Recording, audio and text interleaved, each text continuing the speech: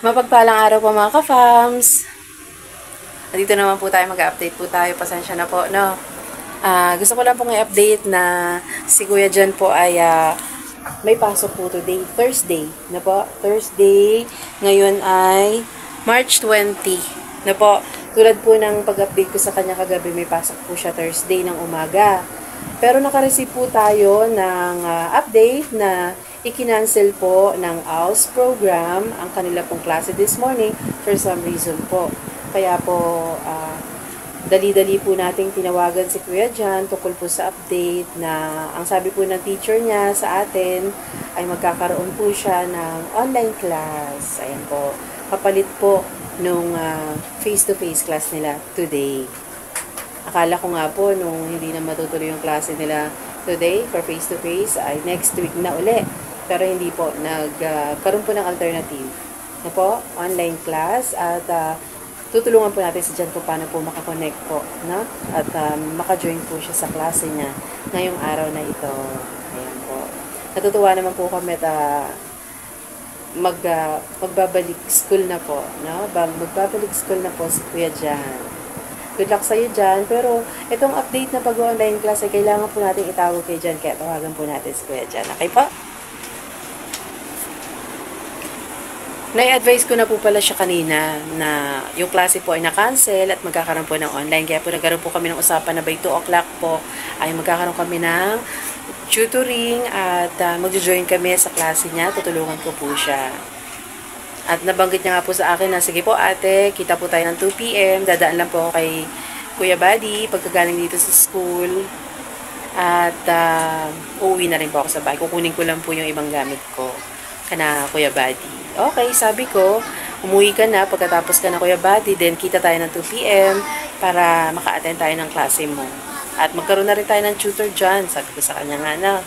Kaya po, muli tatawagan ko siya ngayon kasi alas 2 sa pasado na at para maka-join kami sa klase. Worried naman ako kung nasan yung batang yon, kung ano ang ginagawa ngayon, ba't hindi nakapunta ngayon dito sa bahay. So po, ganun ka-importante at lagi tayong mag-follow up sa kanya sa efficient na paraan.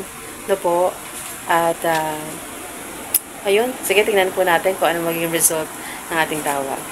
See you later mga ka-fams. Tawagan po natin si ka-fams dyan, mga ka-fams.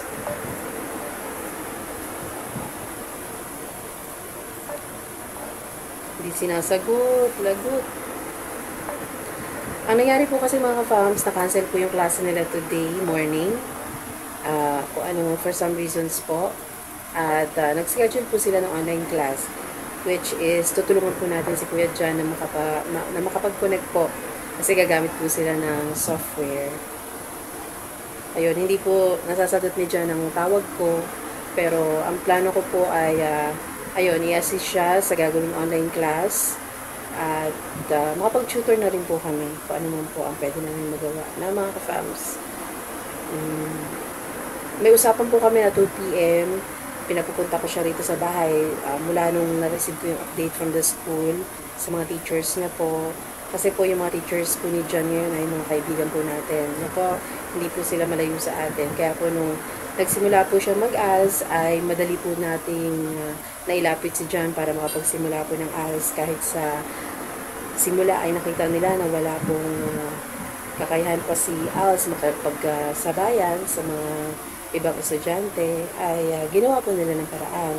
Ang nangyari po nun, face-to-face po muna, personal, tutorial, at kapag okay na po siya sa mga basic, tsaka po siya makapagsisimula ng elementary na po, then followed by high school, and then college, and sana dyan, no, huwag mo sayangin yung opportunity na ibinibigay sa'yo ngayon ng mga malapit nating kaibigan, namin lahat, kasama sila Buddy, Thinking Buddy, and alam din natin, nag-a-assist din sila Mami Thinking, no?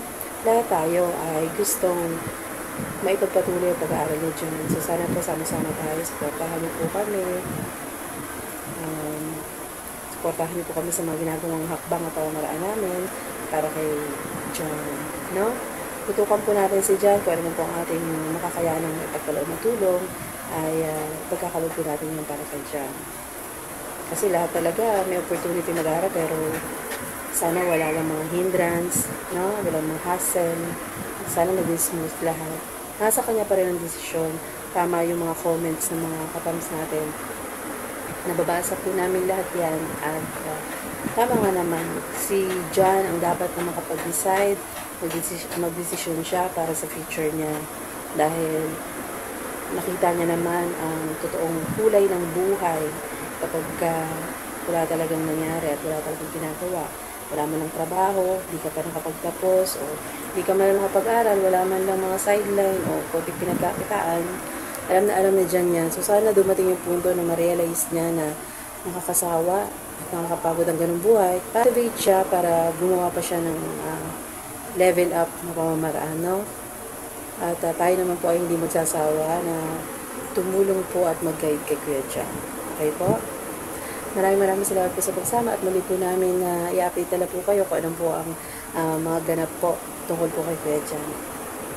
Hanggang sa muli po, sama-sama lang po tayo sa pag-spread love and good vibes. Ito lang po yan sa Kakam Special and Elworld Family. Bye! God bless us all.